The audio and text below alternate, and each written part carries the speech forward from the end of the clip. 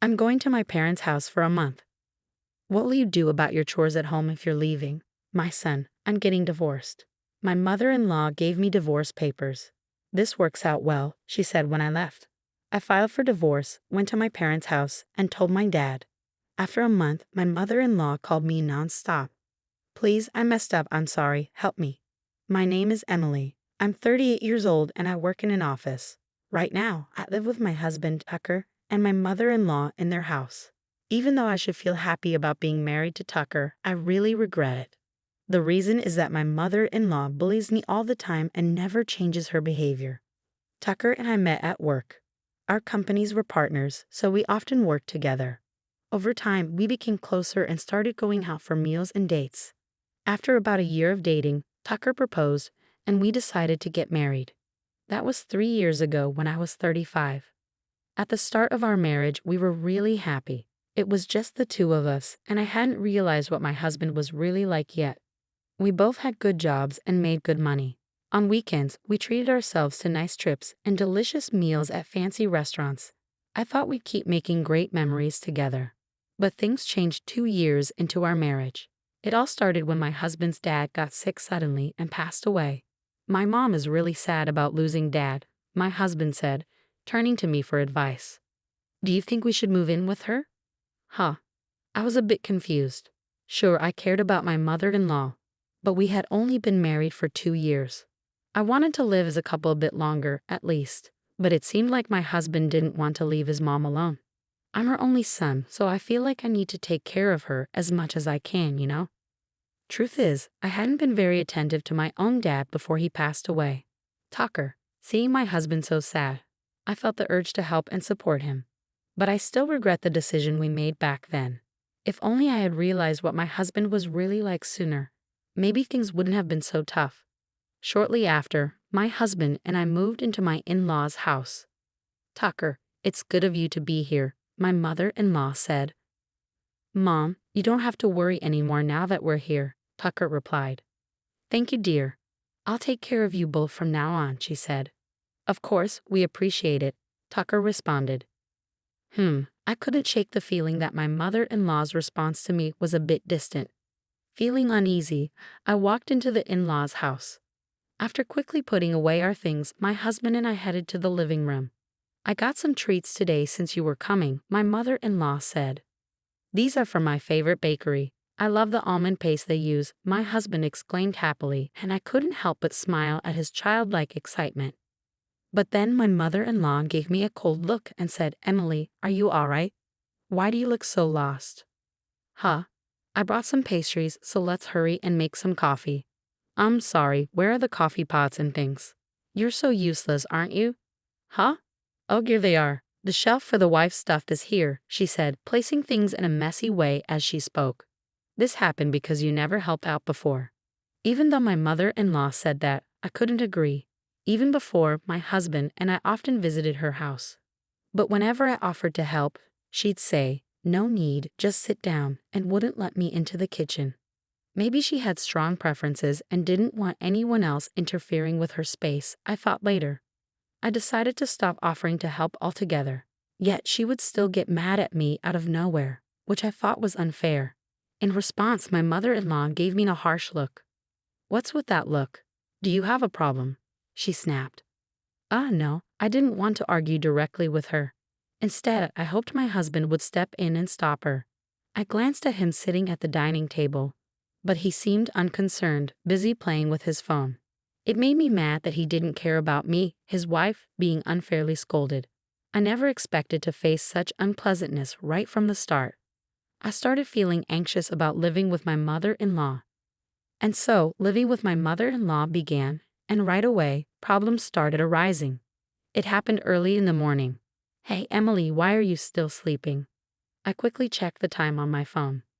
Well, it's only 5 in the morning, Mother. So what? You should be up making breakfast and Tucker's lunch, and don't forget you're supposed to clean the bathroom every day. My mother-in-law's words shocked me. Firstly, I didn't usually make lunch for my husband, and we often skipped breakfast because we weren't hungry. Plus, I never cleaned the bathroom before going to work because it was tiring. Sure, doing all those things required waking up early, but were they really necessary? As I hesitated, my mother-in-law got mad at me for not moving. Why are you just standing there? Hurry up. What kind of upbringing did you have to become so useless? She scolded. Her words angered me, so I decided to do exactly as she said. Every day, I woke up at 5 a.m. and cooked lunch and breakfast for my husband and me. It wasn't just simple meals. I made fancy dishes, and I always cleaned the bathroom thoroughly. Surprisingly, I started feeling better about cleaning the bathroom. It felt good to have a clean bathroom every day. My husband appreciated my hard work and thanked me for the meals and cleaning. But my mother-in-law didn't seem happy. She kept demanding more from me. Today, I feel like having Japanese food. No, wait, Italian. Oh, but it has to be authentic. Make pizza from scratch, cook pasta, and get that red wine from the fancy shop. My mother-in-law would make these demanding requests as if it were a special occasion. And the frustrating part is that my husband always listens to her. Make sure you do it exactly how my mom wants, he'd say, leaving everything to me. He didn't help at all. And once I took charge, he wouldn't lift a finger. Most of our precious days off were spent preparing the dinners my mother-in-law desired. On top of that, she would complain to me about various things. You're a wife. Why are you still working? You should be at home supporting your husband. Plus, you're getting older, and the time to have children is running out. Do you realize you're almost worthless? She'd say. Every day, my mother-in-law bombarded me with hurtful words, causing me to question her character. What kind of upbringing would produce someone like her? And my husband never stood up for me. One day, already stressed from work and dealing with my mother-in-law, my husband said something to me. My mom says you're neglecting the housework. Is that true? You never listen to me and always act defiantly. I used to appreciate you making lunch every day, but now I hear it's all frozen food. Do you really believe what your mom says? Of course I believe her. Why wouldn't I? Are you suggesting my mom is lying? You're acting terribly as a wife. Can't you fulfill your role properly? My husband snapped. I was furious at his words. What are you talking about? Just look for yourself.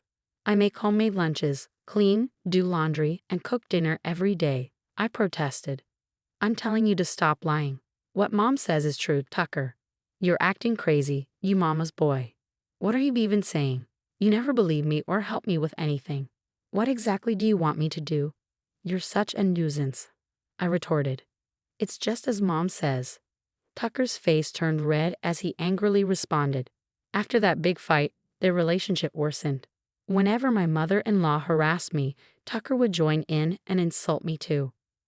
Hey, is dinner ready? I just got home. Hurry up, my husband demanded. You're so slow and useless, my mother-in-law chimed in. Well, you're both failures, so it's no surprise, I muttered under my breath. Never mind, let's just go out to eat together, my husband suggested. That sounds good. Let's go, my mother-in-law agreed. They left me behind and went out to eat together, completely excluding me from the family. Every day, I endured insults and belittlement from both of them. Did I really need to put up with this marriage? That's when an unexpected opportunity came my way, and I thought, with this, I don't need to stay with my husband and mother-in-law anymore. Amidst all the turmoil, my husband and mother-in-law kept harassing me as usual. You're absolutely worthless as a daughter-in-law. I can't fathom how my son ended up marrying you. She scolded me while my husband chuckled along. It's time for a change, I interrupted, standing firm in front of them. I'm going back to my parents' house for a month. They both stared at me with widened eyes, a mix of surprise and anger evident on their faces. What? What about the house? What if there's a fire? My husband panicked. Yeah, you're being incredibly irresponsible. If you're leaving, then divorce my son. My mother-in-law yelled, grabbing something from a drawer. It was the divorce papers. She threw them at me. Go ahead, sign it, she challenged. Oh, Mom, you're prepared for this, my husband remarked, surprised. That's right. You have no choice but to obey us. If you don't like it, then get a divorce. This is a convenient situation, my mother-in-law asserted. Fine, let's get divorced then, I responded firmly. They both widened their eyes in shock at my response, but I ignored their reactions and picked up the divorce papers, starting to fill them out. I'm done with my part, so please leave quickly, I told them. My husband blinked at me in disbelief. Was that earlier just a bluff? That was really lame, he muttered. But when I insisted, he probably glared at me. Don't mess around. I'm serious. Let's get divorced, I said firmly. Tucker forcefully snatched the divorce papers from me and filled in his own section. Is this good enough? He asked, slamming the divorce papers on the table. Even if you want to take it back, it's too late. Oh well, this means it's over for you two in my heart. She laughed loudly. I thought it's over for you guys. As soon as I left my in-laws' house, I promptly submitted the divorce papers. I returned to my parents' house and told my father about everything. He was shocked and promised to take necessary actions to address the situation. Then, 1 month later, my mother-in-law bombarded me with phone calls. Hello? Hello? What do you want? We're complete strangers now. Please don't say that. Tucker and I are in a difficult situation. I responded. Oh really? That must be tough for you, she replied sarcastically. I haven't said anything yet. I'd rather end this call. Can I hang up? Wait, I have a favor to ask. Can you talk to your father? My mother-in-law pleaded. Why should I, after everything you and Tucker put me through? I retorted. I'm sorry about that. I didn't realize that your father's company is an important business partner of the company Tucker works for, she explained. Actually, my father runs his own company and it's quite successful. He used to have business dealings with Tucker's company too. We probably discussed this before we got married. But at that time, my father-in-law was still alive, and maybe my mother-in-law didn't think she needed to be involved in the conversation. As for Tucker, it's strange that he doesn't remember. But maybe he forgot while siding with my mother-in-law and criticizing me. When my father decided to end the business dealings, Tucker's company offered to continue the contract by letting go of Tucker instead. So Tucker lost his job. And it turns out that Tucker had suggested remodeling our family home when we were planning to live together, and he took out a loan for it. Now that he's unemployed, it's almost impossible to manage loan payments while trying to make a living. Until now, we've been able to manage because I've been contributing my fair share of living expenses as a company employee. But now that I'm divorced, Tucker and my mother-in-law must be in a tough situation. Why did you feel the need to show off by remodeling the house, Tucker? You're so proud, just like your mother. Please help me, my mother-in-law pleaded. I apologize for my mistakes, she continued weakly, lacking the strength to respond to my provocation. I'm sorry, but I can't forgive you for what you've done. If you're expecting me to help you, it's pointless. Instead, focus on finding a job, even if it's temporary. As for me, this conversation is a waste of time, so I'm ending it now. After ending the call and blocking their numbers, I heard that my ex-husband and mother-in-law couldn't keep up with the mortgage payments, so they had to sell the house. It wasn't even that old, and my mother-in-law could have lived there during her retirement. It's a shame they wasted money and let it go. Currently, they're living in an apartment on an island somewhere. My ex-husband works part-time while they rely on my mother-in-law's pension to get by. Meanwhile, I was getting ready to move overseas. Instead of renting a new place, I decided to stay with my parents until I leave. I'll cherish the time with them until then. I'm excited and hopeful about life and work in the new country. Despite the difficulties with my ex-husband and mother-in-law, I'm optimistic about the future. I wonder why they treated me so poorly, but I'm glad to have cut ties with them. Maybe I'll find a wonderful partner overseas and have an international marriage. I genuinely wish them happiness in their future. Thanks for following my story. And if you enjoyed it, please subscribe to the channel. I look forward to sharing more with you in the future.